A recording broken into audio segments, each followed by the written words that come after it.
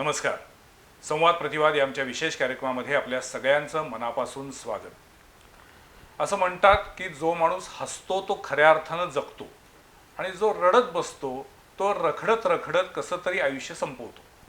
आणि हसणं म्हणजे उत्तम हेल्दी मनाचं एक लक्षण असतं. पण त्याच वेळेला हसवणं इतकं सोपं नसतं. उत्तम दर्जाचा विनोद करणं, त्यासाठी उत्तम संहिता असणं, उत्तम प्रकारे अभिनय करणं, त्याचं टायमिंग असणं, या अतिशय अवघड गोष्टी आहेत. गेल्या काही वर्षामध्ये महाराष्ट्राला ज्यांनी भरभरून हसवलेलं आहे अशी एक जोडगोळी आज आपल्या सोबत आहे. नवा कार्यक्रम कलर्स मराठी वाहिनीवरती त्यांचा सुरू झालेला आहे. हसताय ना हसायलाच पाहिजे या नावातच सगळं काही आहे आणि जे जमतं तेच करायचे असं ठरवून ही सगळी मंडळी, ही सगळी कलाकार मंडळी कलर्स मराठी वाहिनीवरती दर शनिवारी आणि रविवारी रात्री आपल्याला भेटत असतात. हसताय ना हसायलाच पाहिजे या नव्या कार्यक्रमातील डॉक्टर निलेश साबळे आज आपल्या सोबत आहेत. त्यांचं स्वागत. नमस्कार. नमस्कार. आणि त्याचबरोबर उभ्या महाराष्ट्र ज्यांच्या प्रेमात आहे असे भाऊ कदम. नमस्कार भाऊ, आपलंही स्वागत आहे. निलेश सर, तुमचा आजवरचा सगळा प्रवास बघितला तर तुम्ही मुळात आहात डॉक्टर. तुम्ही कोल्हापूरमध्ये सुद्धा होतात. कोल्हापूरच्या CPR मध्ये आपली इंटर्नशिप झाली आहे, त्यामुळे कोल्हापूरशी तुमचं घनिष्ठ नातं आहे. तुमची लव्ह स्टोरी सुद्धा कोल्हापूर. या सगळ्यातनं म्हणजे आपल्या टेलिव्हिजनच्या प्रेक्षकांना माहिती असेल की फू बाय फू व त्यानंतर हास्य सम्राट आणि त्यानंतर चला हवा उद्या या अशा पद्धतीच्या कार्यक्रमातनं महाराष्ट्रातल्या घरोघरी विनोद पोचला. सगळं कुटुंब TV समोर बसून मनमुरादपणे हसायला लागलं. तुम्हाला मुळात तुमच्याकडं अभिनयाची क्वालिटी आहे आणि त्यातही आपला जॉनर हा विनोदाचा आहे असं कधी रिअलाइज झालं?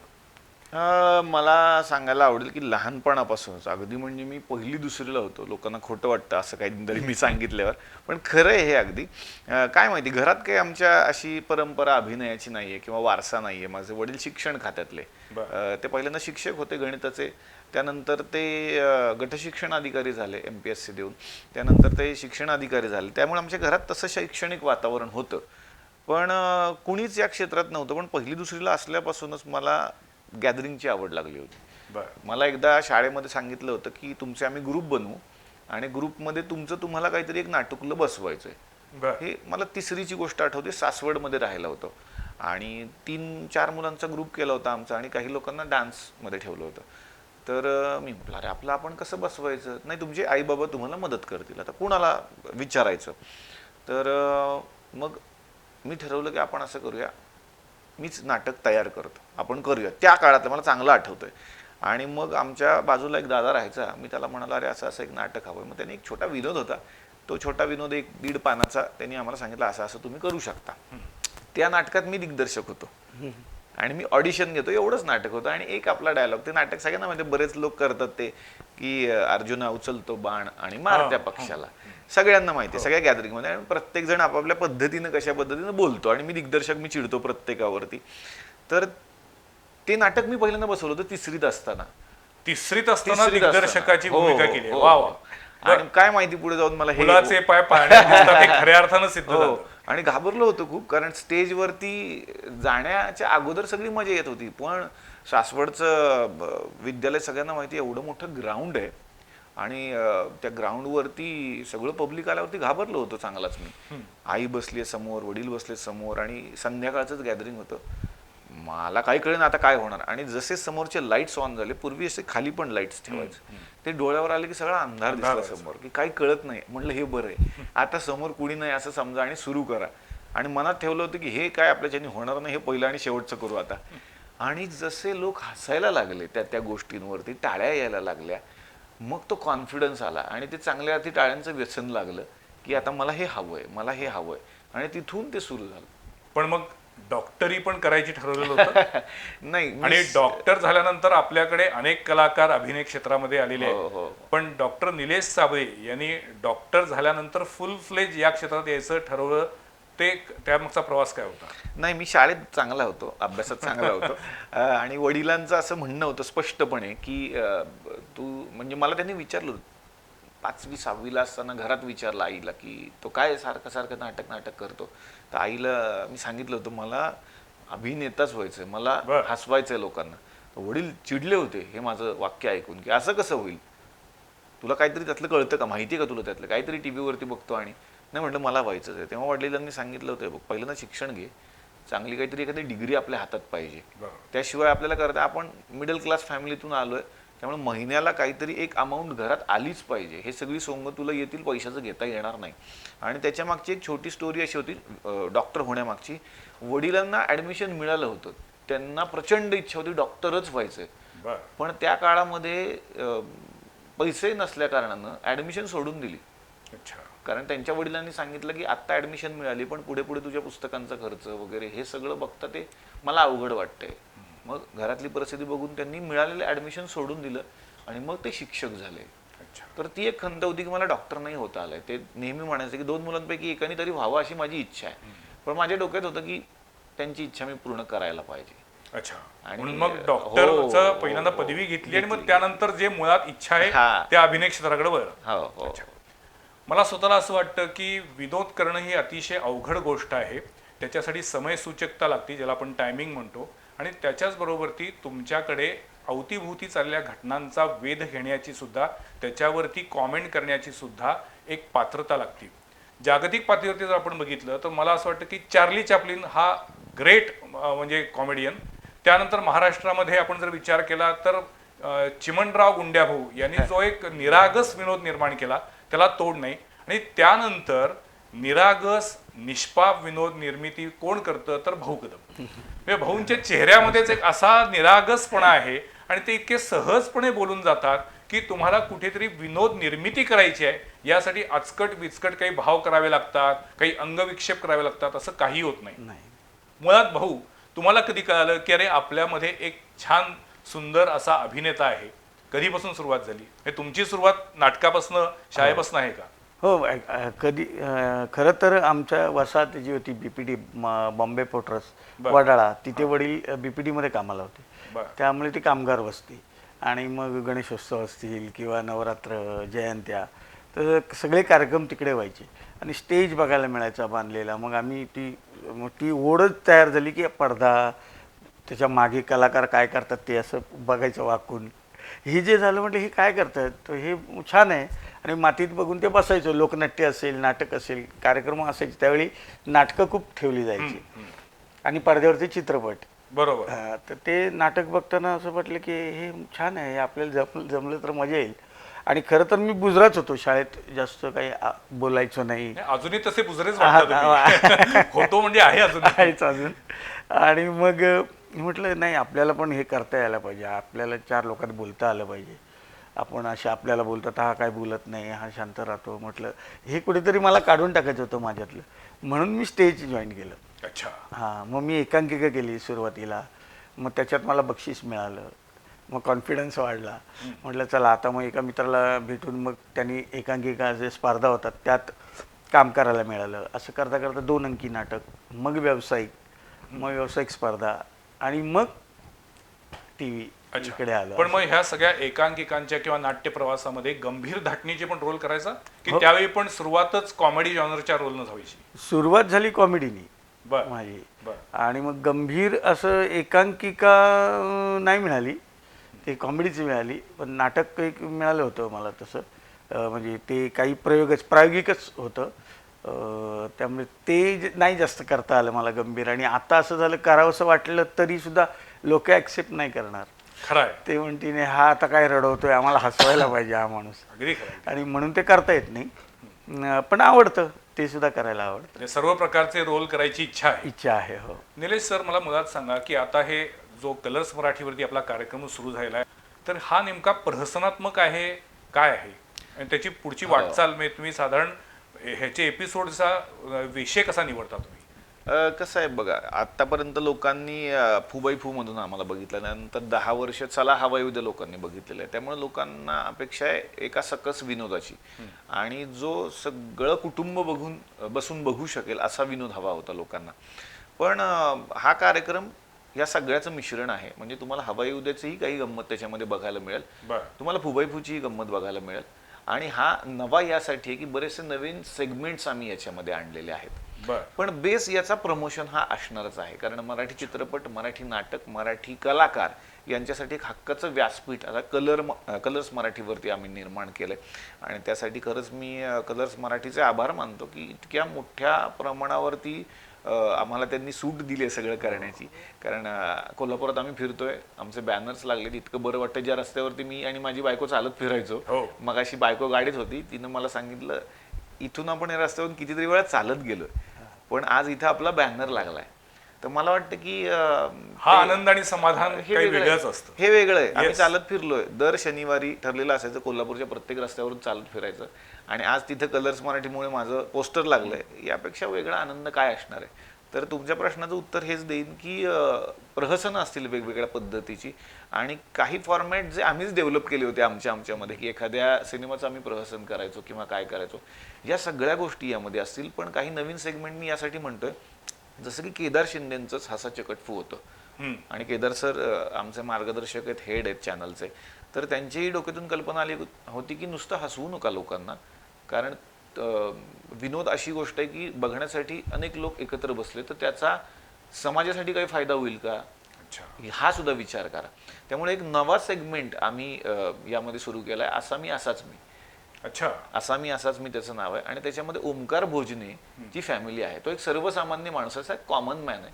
तसा तो एक सर्वसामान्य माणूस आहे, त्याच्या आयुष्यात घडणाऱ्या गोष्टी या आम्ही दाखवत असतो. की लोकांनी आता एपिसोड बघितलाय पहिल्या दिवशी की आम्ही 2 फॅमिलीज दाखवल्या, एक शहरी फॅमिली आणि एक अगदी मिडल क्लास फॅमिली, आणि दोन्ही घरं स्टेजवरती एकत्र दाखवली.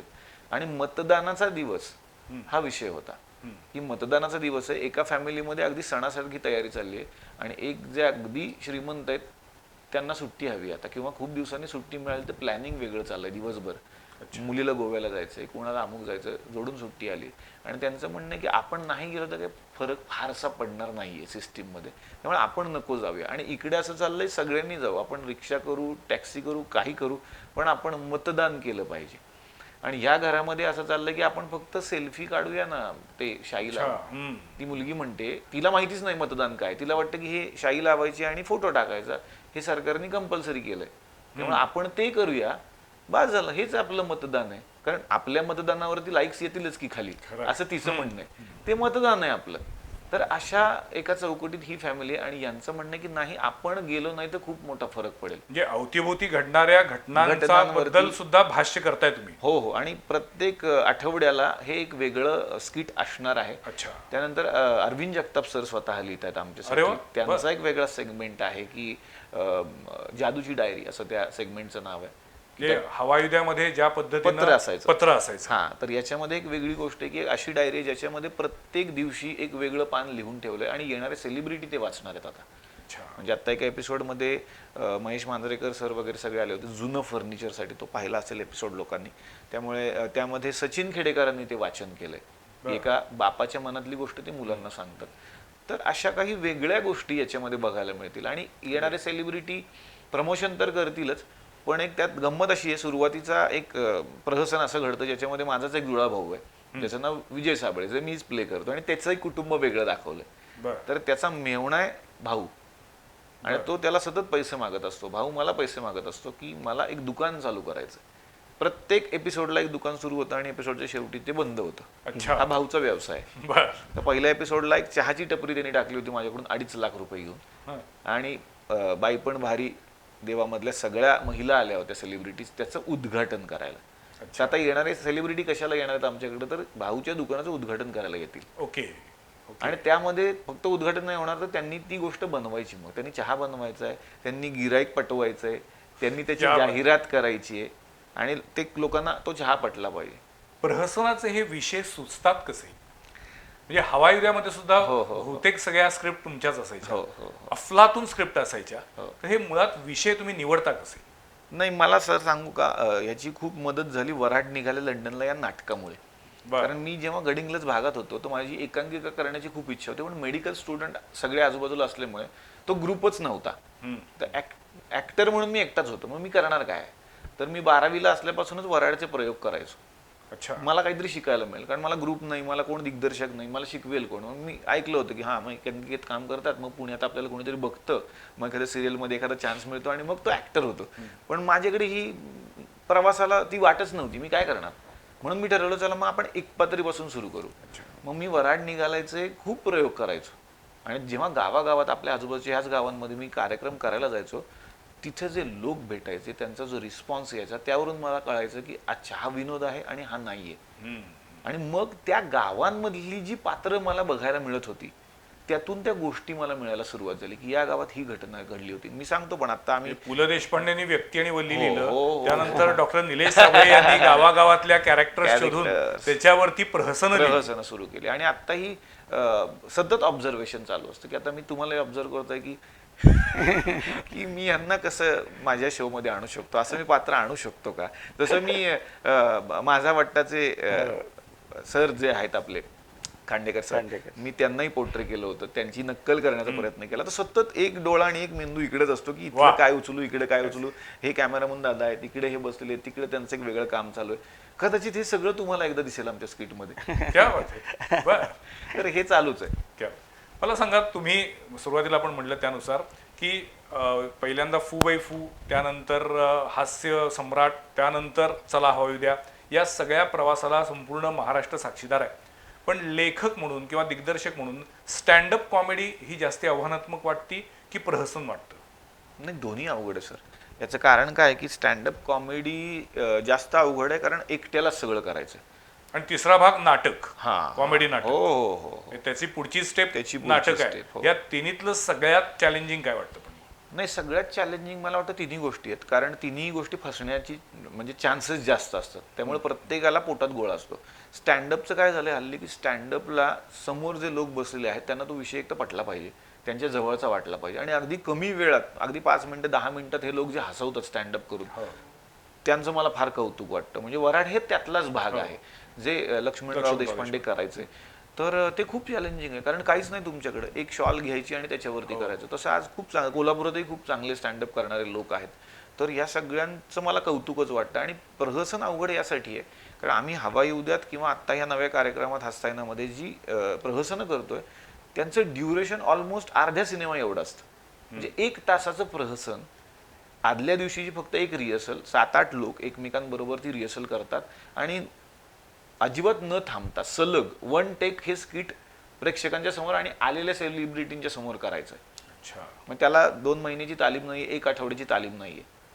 पण तुम्ही त्याला रिटेक घेत नाही? नाही, काय सांगता? नाही होत रिटेक. तेव्हा सुद्धा जर काही वाक्य चुकलं असेल किंवा काहीतरी एखाद्या गाण्याची ओळ चुकली आमच्याकडून तर मग पाहुणे गेल्यावर आम्ही तेवढीच गोष्ट किंवा फंबल होऊ शकतो, तेवढं एखादं छापतो. पण 99% आम्ही कधीही हे म्हणजे रिशूटवाले प्रकार किंवा तुकड्या तुकड्यात प्रहसन केलं, जे आपण मोठं स्पूफ ज्याला आम्ही म्हणतो, ते आजपर्यंत जेवढं तुम्ही ऍक्टर्स हसताना पाहिलेले आहेत, बाहुबली असेल, अमुक असेल, आत्ताही आम्ही नाना सरांचं मी पोर्ट्रे केलं होतं काम, तर ही सगळी स्किट्स लाईव्ह करण्याचा आम्ही जास्तीत जास्त प्रयत्न करतो. त्यामुळे ते जास्त चॅलेंजिंग आहे यांच्यासाठी, कारण यांना खूप कमी वेळ मिळतो, कारण माझं लिहून उशिरा होतं त्यामुळे यांच्या हातात उशिरा जातं.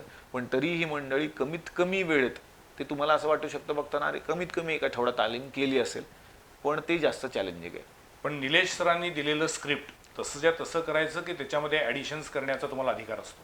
नाही, अधिकार असतो, देतो तो. म्हणजे जर चांगलं असेल तरच घेतो. म्हणजे आम्ही त्याच्यासमोर तालीम करतो की असं असं आहे, हे चालेल का? मग तो बोलतो हां घ्या, नाही तो बोलतो नाही. तो पटवून देतो की हे का नाही चालणार, हे महत्त्वाचं आहे. कारण नाही तर उगाचच आम्ही काहीतरी करतोय त्याला न कळत मग ते राहत पण नाही, कारण ते नेसेसरी नसतंच. त्या हसतायना हसायलाच हवं असं नाव आहे, पाहिजे, हसायलाच पाहिजे. बर, पण मग हा आपल्याला चला हवं द्याचा सिक्वेल म्हणता येईल? हा, तसा सिक्वेल नाही म्हणता येणार, कारण हा कम्प्लीट वेगळा आहे जरा. कारण ते आधीचं वेगळं होतं, आत्ताच काय काय नवीन सगळे ॲटम आलेत त्याच्यात, नवीन भर पडली आहे आणि डिझाईन वेगळं झालं आहे. त्यामुळे एक फ्लेवर असू शकतो तो की बाबा ते त्या टाईप आहे, पण आतले सगळंच बदललं आहे त्यांनी. आम्ही बऱ्याच एपिसोडमध्ये यापूर्वी बघितलेलं आहे की भाऊ कदम स्क्रिप्ट लवकर पाठ करत नाही, अचानक एखादी ओळ विसरतात. हे खरं आहे? हे म्हणजे मला शेरो शायरी म्हणा किंवा कविता आल्या तर माझी वाट लागते. साधं सोपं संभाषण पाहिजे. हां, आणि मग त्याला वेळ असेल तर मग ते करता येतं. पण ते मग जसं म्हणाला निलेश की कमी वेळ, एका दिवसामध्ये एवढं मोठं स्किट करणं हे सोपं नसतं. आणि ते मला वाटतं हार्डली 2 ते 3 तास आमच्या हातात असतात. ते रिहर्सल करून पाठ करून सगळं, त्यामुळे थोडंफार होतं. पण नाहीतर मग सलग झालं, डोक्यात एकदा पाठ झालं की नाही होत काय प्रॉब्लेम. निलेश सर, मगाशी तुम्ही म्हटलात की घरातल्यांनी सांगितलं होतं की पहिल्यांदा एक पदवी घ्यायची, आपण मिडल क्लास मध्यमवर्गीय आहोत, त्यामुळं आपलं करिअर, आपली आवड जी आहे ती जोपासा, पण त्याच वेळेला बेसिक काहीतरी आपल्या हातात पाहिजे. असं म्हणतात की या हास्य सम्राट किंवा असे जे काही स्टँडअप कॉमेडीचे वेगवेगळे कार्यक्रम आले, याच्यामुळं तुम्ही लोकांना व्यासपीठ निर्माण करून दिलं, पण त्यांच्या स्वतःबद्दलच्या अवास्तव अपेक्षा तयार झाल्या. आणि त्यामुळं अशी अनेक कलाकार आहेत की जे आले, चमकले, पण आता काळाच्या पडद्याआड गेलेले आहेत. पडद्याआड म्हणजे ते लुप्त असं आपण म्हणूया, किंवा त्यांना म्हणावं तसं पुढं त्याच्यामध्ये काम नाहीये. त्यामुळे हा एक या माध्यमाचा ड्रॉबॅक असं वाटत नाही का तुम्हाला? नाही, मला वाटत नाही तो काय drawback. होतं की त्यावेळेला तो लाईमलाईट मध्ये असतो, त्यावेळेला तो हवेत हो, जातो, आणि नंतर मात्र कोण विचारतच नाही अशी परिस्थिती निर्माण होते. कारण मी उदाहरण सांगेन, मी महाराष्ट्राचा सुपरस्टार या कार्यक्रमातून आलो, ऑडिशन दिली आणि मग जिंकलो. पण त्या प्रवासातच आम्हाला माहिती होतं की हा 3 महिन्यांचा कार्यक्रम आहे, तोपर्यंत लोक आम्हाला ओळखतात, इथंपर्यंत ठीक आहे. जी टीम होती आमची, आज अभिजित खांडकेकर आहे, मी आहे, ती टीम सगळे लोक रोज बघतात. आमची रोज चर्चा व्हायची ह्याचा विनर कोण आहे. तर आमचं एक वाक्य ठरलं होतं, ज्याला ही स्पर्धा संपल्यानंतर आठवड्यानी काम मिळेल तो. बरोबर. हे वाक्य आम्ही लिहूनच ठेवलं होतं. बक्षीस मला मिळालं, पण पहिलं काम अभिजित खांडकेकरला मिळालं होतं. मी विनर झालो, मी विनर होऊन सुद्धा 2 आठवडे घरी होतो, पण अभिजित खांडकेकरची सिरियल लवकर आली, तो फायनलिस्ट नसून पण हे आमच्या डोक्यात सगळ्यांच्या आधीच होतं. कारण आपल्याला याच्यातून बाहेर पडल्यानंतर खरं चॅलेंज सुरू होणार आहे. बऱ्याच लोकांचा गैरसमज होतो की आपण रियालिटी शोच्या फायनलमध्ये आलो किंवा जिंकलोय म्हणजे आता सापशिडीतली शिडी मिळाली. नाही, तिथून पुढे जास्त त्रास सुरू होणार आहे. कारण आता उल्लेखच सापशिडीतली शिडी शिडी म्हणले, म्हणले, नुसतीच शिडी नाही. नाही नाही, ही सापशिडीतले पुढे साप आहे. खाली यावं लागेल दुसऱ्या दिवशी, कदाचित पुढच्या 2-3 घरांनंतर ते असू शकतं. तर मला एवढंच सांगायचं की कुठलाही रियालिटी शो जो आहे, मग तो गाण्यांचा असेल, डान्सचा असेल किंवा काय, हा म्हणजे तुम्हाला सापशिडीतली शिडी मिळाली आहे, पण पुढे साप आहे हे लक्षात ठेवून तुम्ही मग व्यवस्थित उड्या माराव्या लागणार. आणि त्याच्यासाठी मग रोज जी नियती फासे टाकणार आहे त्यासाठी तयार राहा. तयार कशासाठी? की दररोज स्वतःला चॅलेंज केलं पाहिजे, असं मला नेहमी वाटतं. म्हणजे आज आपण गप्पा मारतोय, पण माझ्या एका मेंदूत चाललंय की ह्या मंगळवारी काय करायचं, अगदी. किंवा मी रिलॅक्स असू शकत नाही माझ्या आयुष्यात. ज्या दिवशी मला हे आलंय किंवा करू ना, होईल ना असं, किंवा मला येतं आता, हे जर मी ठरवलं चुकून, तर त्या दिवशी माझा शेवट असेल कदाचित. अगदी बरोबर. तर ती भीती, तो पोटातला गोळा जो भाऊच्याही असतो, माझ्याही आहे, माझ्या टीमच्या सगळ्यांच्या आहे, स्टेजवर जाण्या अगोदर हे सगळे घाबरलेले असतात आजही. म्हणजे आपल्याला महाराष्ट्रात ओळख आहे, सगळं मान्य आहे, पण स्टेजवर जाण्या अगोदरची जी भीती आहे ती लहान मुलं इतकीच आहे सगळ्यांमध्ये. आणि ती भीती आहे म्हणून तुमच्यातला कलाकार अजूनही तितका सेन्सिटिव्ह आहे. भीती आहे. त्यामुळे माझं फक्त एवढंच म्हणणं आहे की कुठलंही माध्यम असू द्यात, तुम्ही रोज स्वतःला चॅलेंज केलं पाहिजे. मग तुम्ही स्टँडअपमधून या, कुठेही या.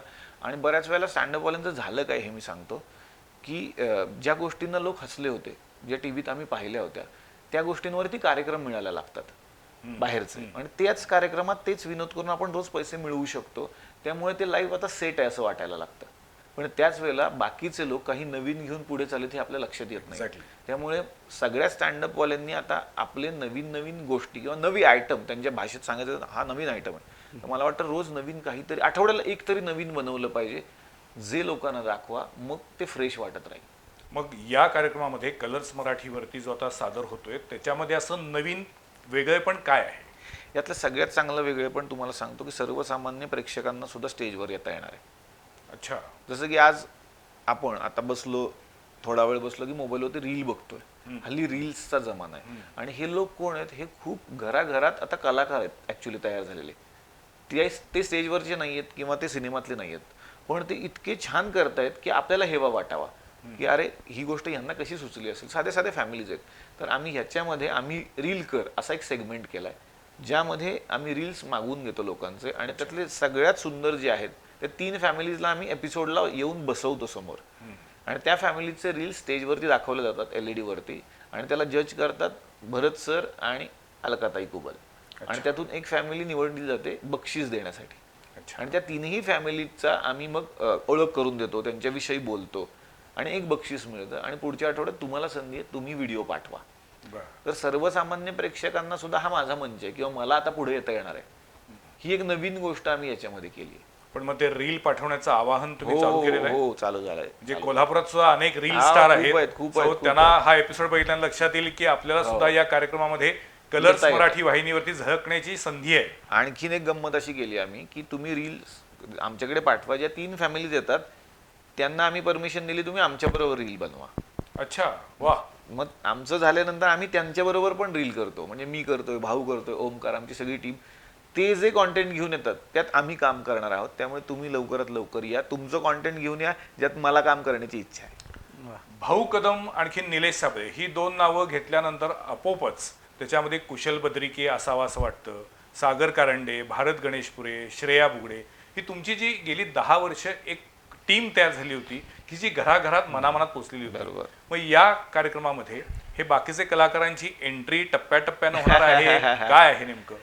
नाही, याचं उत्तर एवढंच आहे की आत्ता तरी नाही होणार आहे. कारण आता ही टीम, जसं की मी म्हणतो की एक सिनेमा आपण बघतो तो आपल्याला खूप आवडतो, पण दुसऱ्या सिनेमात लगेच तेच लोक असतील याची गॅरंटी नाही. दिग्दर्शक एकच असू शकतो पण सिनेमे वेगवेगळे. तसा हवा येऊ द्या हा उत्तम कार्यक्रम, सगळे उत्तम नट हा एक वेगळा सिनेमा होता माझ्यासाठी. आणि आता हा नवीन सिनेमा आहे. जर आपण नवीन काहीतरी करतोय तर बऱ्याचशा गोष्टी बदलणं गरजेचं पण होतं. पण ते का नाही आहे ह्याचं कारण मी जरा स्पष्ट पण सांगू इच्छितो, कारण प्रेक्षकांचा पण गैरसमज होऊ शकतो की कदाचित त्यांना घेतलं नाही की काय. हे क्लिअरच मला सांगायची इच्छा आहे तुमच्या माध्यमातून खरं तर. कारण हा जेव्हा कार्यक्रम मी करायचा ठरवलेला होता त्याच्या आधी हवा येऊ द्या हा संपला होता, म्हणजे संपणार होता. त्याच्या आधी मी त्यातून काही कारणास्तव बाहेर पण पडलो होतो. पण हवा येऊ द्या हा कार्यक्रम 8 महिन्याच्या गॅप नंतर येणार असं मला चॅनलकडून सांगण्यात आलं होतं. काही त्यात त्यांच्या तांत्रिक गोष्टी असतील किंवा त्यांचं विजन, हा, की कदाचित 8 महिन्यानंतर काहीतरी वेगळं घडेल किंवा सगळ्यांना थोडं लोकांपासून लांब ठेवूयात. लोक कदाचित म्हणतील की कधी येणार आहेत, कधी येणार आहेत. 8 महिन्यानंतर कदाचित एक वेगळा रिस्पॉन्स मिळेल का. तर माझ्यातल्या कलाकाराला वाटत होतं की कदाचित तसं नाही होणार. माझं डोकं वेगळं सांगत होतं की आम्ही जितके प्रेक्षकांपासून लांब जाऊ तेवढे लोक आम्हाला विसरतील कदाचित, असं मला वाटत होतं. एक अनुभव माझा सांगत होता की भाऊ कदम आज दिसतोय म्हणून आपण इकडे बसलोय, भाऊ कदम 1 महिना नाही दिसला तर कदाचित इथं बसेल की नाही मला माहित नाही, किंवा मी इथे असेल की नाही. तर कलाकाराला सध्या हे जे रील्स वगैरे या सगळ्यात आम्हालाही टिकायचं आहे. ॲक्च्युली सोशल मीडिया इतका फास्ट झाला आहे, अस्थिरतेचा आहेच, इतका परिणाम होतोच कलाकारांना, तर तो होतोच. चेहऱ्याने दिसणं गरजेचंच आहे आम्हाला. तर मला असं वाटत होतं की कार्यक्रम थांबता कामा नये, आपण तो लगेच सुरू करावा. पण तो सुरू होत नव्हता. तर त्याच्यामध्ये झालं कसं की आज झी मराठीकडे जे कलाकार आहेत, भारत आहे, कुशल आहे, श्रेया आहे, सागर आहे, सध्या झी मराठीवरती आहेत आणि ते कॉन्ट्रॅक्टमध्ये. त्यांनी कॉन्ट्रॅक्ट आम्हाला ऑफर केलं होतं की तुम्ही 1 वर्ष आमच्याकडे काम करा, हवा येऊ दे येईल तेव्हा येईल, पण आम्ही काही गोष्टी तुम्हाला देऊ, काही इव्हेंट्स देऊ किंवा काही ठिकाणी आम्ही तुम्हाला काम देऊ सिरियल्समध्ये, ते तुम्ही करा, त्याचं एक कॉन्ट्रॅक्ट असेल. पण मला ते पर्सनली मान्य नव्हतं. मला असं म्हणणं होतं की जर हवा येऊ दे येणार असेल तर आपण करूया. कारण ते हक्काचं आहे आमचं, त्यात आम्ही काहीतरी करू शकतो. पण एखाद्या सिरियलमध्ये तुम्ही एंट्री घ्या वगैरे हे माझ्या मनाला फार पटत नव्हतं 8-9 महिन्यांसाठी. मग प्रेक्षकच कदाचित आम्हाला म्हणले असते, कदाचित ह्यांना ते जमत नव्हतं बरं का, म्हणून बंद केलं आणि आता इकडे छोटी मोठी ही कामं करतात. म्हणून मी त्यातून बाहेर पडण्याचा निर्णय घेतला. पण बाकीच्या कलाकारांनी त्यांच्याबरोबर राहण्याचा निर्णय घेतला. त्यामुळे ते लोक आत्ता झी मराठीवरती आहेत आणि आम्ही इकडे आहोत. त्यामुळे आमच्यात काही वाद वितुष्ट काही नाहीये. पण त्या क्षणाला जो विचार करावा लागतो त्या कॉन्ट्रॅक्टचा, तो प्रत्येकाने त्या क्षणाला वेगळा केला. पण आता हसताय ना हसायलाच पाहिजे याची संकल्पना चॅनेलची आहे की निलेश साबळेंची? नाही, संकल्पना म्हणण्यापेक्षा हे आयडिएशन जे सगळं आहे ते केदार शिंदे सर आणि माझं आहे. अच्छा. कारण जेव्हा मी हवा येऊ द्यातून बाहेर पडलो तेव्हा सरांचा मला फोन आला की मला दिसतंय की तू कदाचित नाही करत आहेस आत्ता. म्हटलं हो. मग करशील इकडे काहीतरी करूया? म्हटलं हो नक्की करूया, आयडिया घेऊन ये. मग मी सांगितलं की असं असं आपण करू शकतो. मग त्यात त्यांनी बऱ्याच गोष्टी नवीन नवीन ॲड केल्या. ओके. आणि त्या म्हणजे दोघांच्या आमच्या चर्चेमधून तयार झालेला हा कार्यक्रम. भाऊ डॉक्टर निलेश साबळे लेखक म्हणून आवडतात, दिग्दर्शक म्हणून आवडतात की अभिनेते म्हणून आवडतात? ॲक्च्युली तो ऑलराऊंडर आहे. तरी त्यातल्या त्यात तुमचा जास्ती प्रेम कशावरती आहे आणि कुठल्या गोष्टीमध्ये राग आहे? राग नाहीच आहे खरं तर. काय ते तो काय असा मुद्दाम काही करत नाही. आमच्या समोरच असतं सगळं. तो खरंच ॲक्टर म्हणून पण चांगला आहे. तुम्ही आता जेव्हा बघाल तेव्हा, आणि मी तर खूप असतो त्याचे एक एक कॅरेक्टर तो करतो तेव्हा. आणि लेखक म्हणून तो सिद्धच केलं आहे त्यांनी 10 वर्ष एवढं. त्यामुळे डायरेक्टर तर तो आहेच. त्यामुळे जे काही छान दिसतं तुम्हाला, काही बदल होतात, काही चेंजेस होतात, ते सगळे त्याचेच ठरलेले असतात. माझ्यासह अनेकांच्या मनातला एक प्रश्न आहे की तुम्ही एवढे सुंदर विनोद करत असता, आम्ही सगळे अक्षरशः हसून हसून बेजार होतो, पण तुमच्या चेहऱ्यावरची रेष सुद्धा हलत नाही. हे कसं काय कंट्रोल करता? तुम्हाला त्या विनोदाचं तुम्हाला पण आतून गुदगुल्या होत असतील, हसू येत असेल भयंकर म्हणजे किंवा ऐनवेळी तुम्ही ज्या ऍडिशन्स करता किंवा एखादं स्किट सादर करताना होणाऱ्या गमती जमती असतात, हे सगळं तुम्ही कंट्रोल कसं करता? चेहऱ्यावरती त्याचे भाव न येऊ देण्याचं स्किल कुठनं मिळालं? नाही, आधी होत होतं, भीतीमुळे ते येत नव्हतं सुरुवातीला, कारण तो पंच करायचा आहे आणि पुढचं वाक्य आपल्याला घ्यायचंच आहे, त्यामुळे त्या ह्याच्यात असायचो. पण कधी कधी असे काही पंच लिहितो की ते दिसतं डोळ्यासमोर, त्याला कंट्रोल नाही होत त्या काही पंचला. तर त्यामुळे मग ते करून करून आता माहिती इथे हसणार, आपण हसायचं नाही हे आधी डोक्यात येतं माझ्या. नाहीतर मी फुटू शकतो आणि फुटलो तर मी थांबत नाही मग. आणि रिहर्सललाच होतं ते, खूप वेळा रिहर्सल मध्ये खूप वेळा होतं. ऍक्च्युअली भाऊचा आणि माझा जर काही संवाद असेल तर मी भाऊच्या डोळ्यात बघत नाही. बर, म्हणजे तुम्ही बघत, आम्ही भविष्य सांगणं, मी मुलाखत घेतो, भाऊ खोटा खोटा भविष्यवाला येतो, तर ते तिथल्या तिथे इम्प्रोव्हाइज व्हायचं बऱ्याचशा वेळेला.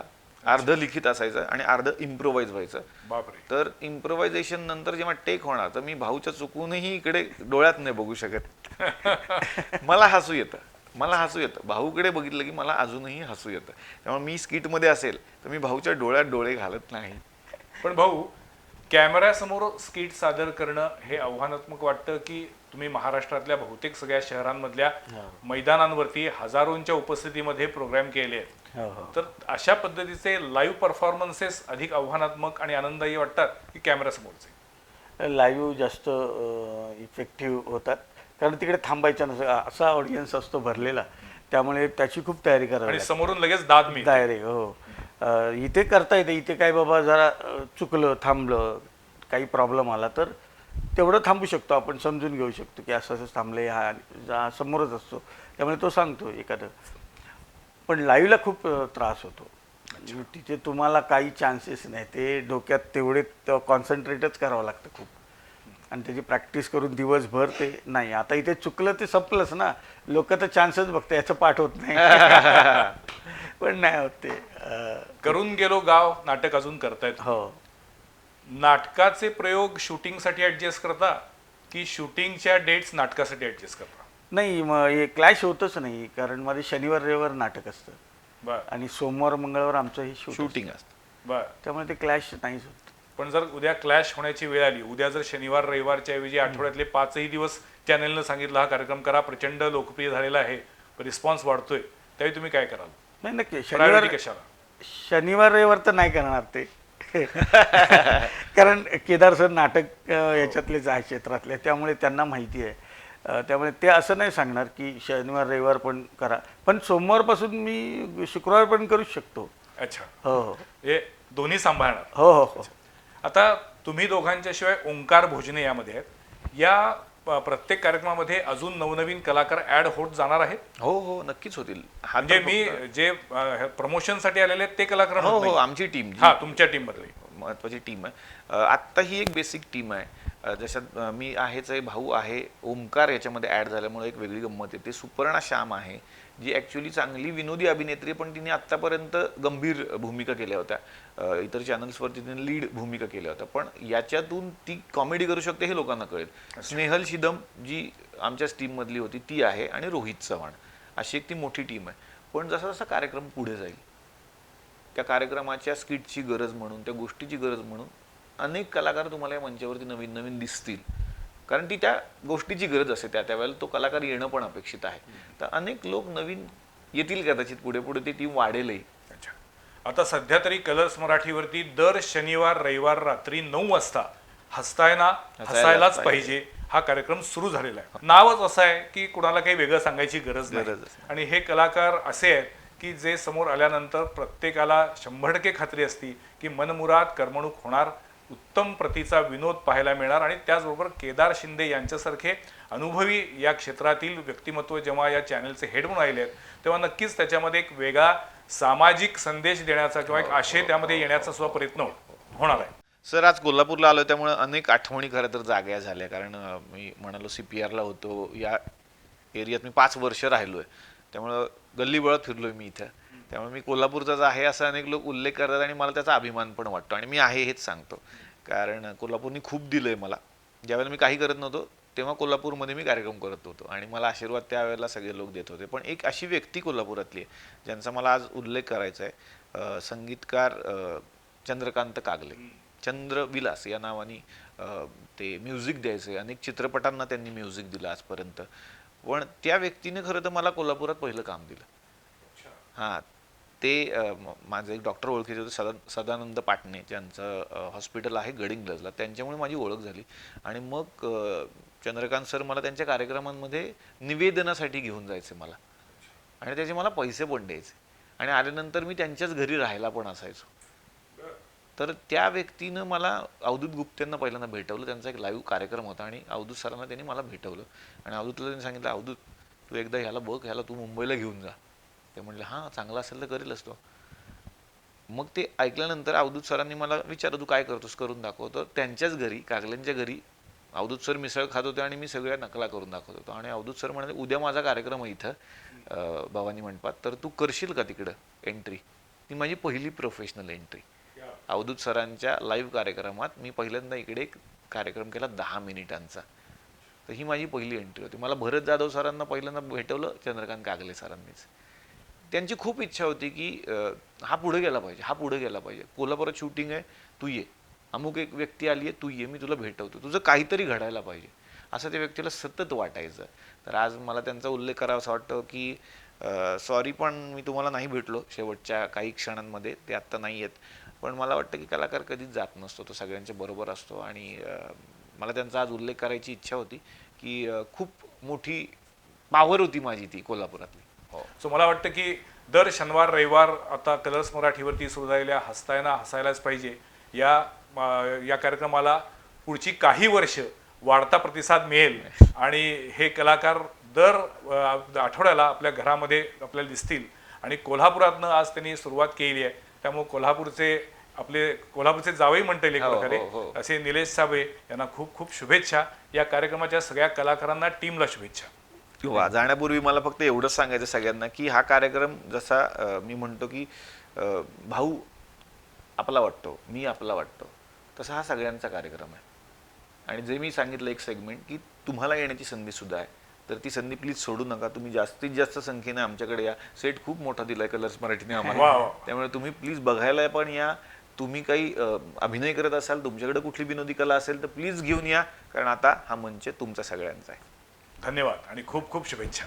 Thank you sir. पुढल्या सोमवारी पाहायला विसरू नका आणखीन एका विषयावरील चर्चा संवाद प्रतिवादमध्ये. नमस्कार. थँक्यू.